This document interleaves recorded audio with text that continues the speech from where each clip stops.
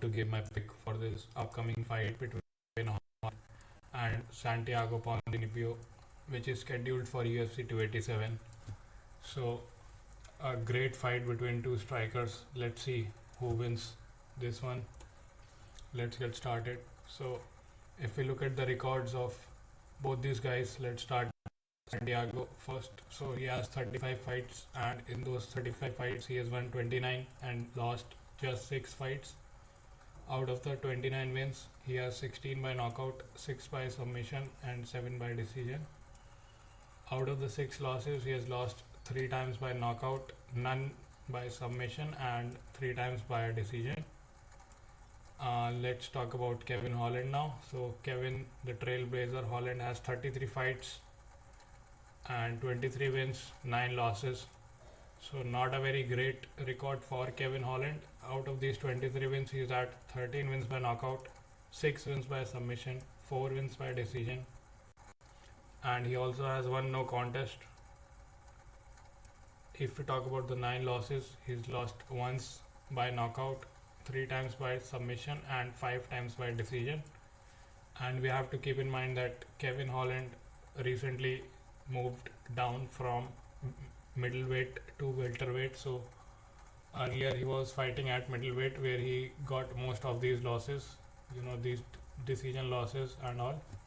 Since he has moved down, he has not done as good as expected, but his game has slightly improved, because at welterweight he is not getting wrestled for 5 rounds straight like he was when he was fighting at middleweight. Now let's talk about some of the other statistics of these two guys. If we talk about the height, Santiago is 6 feet and Kevin Holland is 6 feet 3 inches. So 3-inch height advantage for Kevin Holland. Weight is even for both these guys at 170, but keep in mind that Kevin Holland used to fight at middleweight, so I'm expecting him to be the bigger guy on the day of the fight.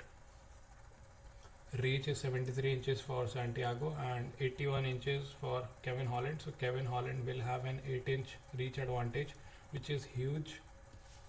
If we talk about the stance, both guys are orthodox stance fighters. If we talk about the age, so Santiago is getting really old now, and if we talk about Kevin Holland, he's really young. He has a lot of scope to improve, so I will give him the favor in the age department as well. Now let's talk about some of the other career statistics, like the striking numbers.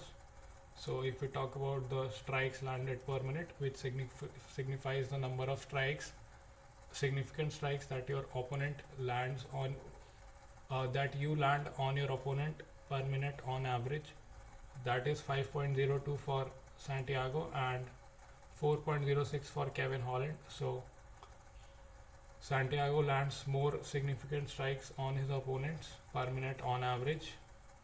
And if we talk about the striking accuracy, it is 41% for Santiago and 54% for Kevin Holland. So Kevin Holland has better striking accuracy. Strikes absorbed per minute, which signifies the number of significant strikes that you absorb from your opponent per minute on average, that is 4.65 for Santiago Ponzinibbio and 2.96 for Kevin Holland. So the lower number is better here. So Kevin Holland has an advantage in this department because he's absorbing a lot less strikes than Santiago Ponzinibbio. If we talk about the striking defense, it is 61% for Santiago compared to 52% for Kevin Holland. So in this department, Santiago has an advantage. Overall, in the striking, I think 2 of these 4 goes to Santiago and the rest 2 goes to Kevin Holland. So they are pretty evenly matched. I think what can be a factor is the height and this 8-inch reach advantage for Kevin Holland. This is huge. He has a 3-inch height advantage. On top of that he has an 8-inch reach advantage as well. So this, combined with the fact that these numbers are pretty even, like striking accuracy and strikes absorbed per minute, stats are better for Kevin Holland, whereas strikes landed per minute and striking defense numbers are better for Santiago Ponzinibbio. So overall, I'll give a slight edge to Kevin Holland. Now let's talk about some of the wrestling, grappling and submission statistics. So takedown average is 0.52 for Santiago, whereas it is 0.89 for Kevin Holland. So Kevin is better in this department. Takedown accuracy is 30% for Santiago and 41% for Kevin Holland. Again, advantage to Kevin. Takedown defense is 60% for Santiago Ponzinibbio compared to 50% for Kevin Holland. So in this department, the advantage goes to Santiago. Submission average is 0 for Santiago Ponzinibbio, whereas it is 0.5 for Kevin Holland. Kevin Holland recently, won via submission, so he will have an advantage in this department as well. Overall, in the striking, in the wrestling, I believe that Kevin Holland, because he has fought at middleweight and grappled some of the best guys in that division, now he's in a lower division, so I think he will have the better wrestling and grappling in this fight, and this is also evident from these numbers. He has the better takedown average, he has the better takedown accuracy number, his submission average is higher than Santiago. So again, in this department also I'll give the edge to Kevin Holland. Now let's talk about some of the previous fights of these two guys. If we start with Santiago, so in his last fight he beat Alex Morono via KO in the third round. This was back in December, so not a long time ago. Before that he lost a split decision to Michel Pereira, and I think this should be a unanimous decision loss, but the judges gave it a split decision. This was a 3-round fight back in May of last year. Before that he lost to Jeff Neal, and this was also a split decision loss in a 3-round fight. Before that he beat Miguel Beza in a close fight. This was a unanimous decision 3-round fight, and before that he lost to Li Jingliang via KO in the first round. So, and before that he KO'd Neil Magny in the fourth round. This was back in 2018. So in 2019 and 2020 Santiago did not really fight, and before that he won a unanimous decision against Platinum Mike Perry in a 3-round fight. So pretty solid, I'll say, solid record for Santiago, even though he's lost to Michel, Jeff Neal and Li Jingliang, but he's beat Miguel Beza. This was a close fight, especially the beginning rounds, and Alex Morono he finished via KO in the third round. So this just shows that he carries the knockout power not just in the first few rounds but in the later rounds as well. Now let's talk about Kevin the Trailblazer Holland. So last fight he lost to Stephen Wonderboy Thompson via TKO in the fourth round.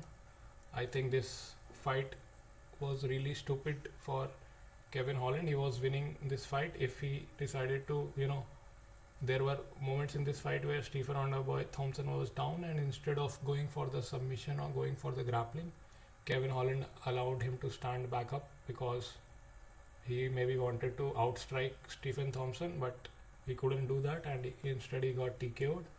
So I think he really got humbled in this fight. Kevin Holland, who thought that he was a very great striker, in this fight he really got exposed, and it was a stupid mistake on his part that he allowed Stephen Wonderboy Thompson to get back up on his feet after, he could have easily got a Darce choke or something. Like here he has a Bravo choke over, he lost via Bravo choke to Khamzat Chimaev, and this was in the first round itself. Before that, if we go, he has a Bravo choke submission over Tim Means, so he could have done that to Stephen Wonderboy Thompson, but instead he wanted to give the fans a striking battle, and he wanted to prove his superiority in the striking game. So, but he couldn't do that. He got TKO'd via corner stoppage in the fourth round.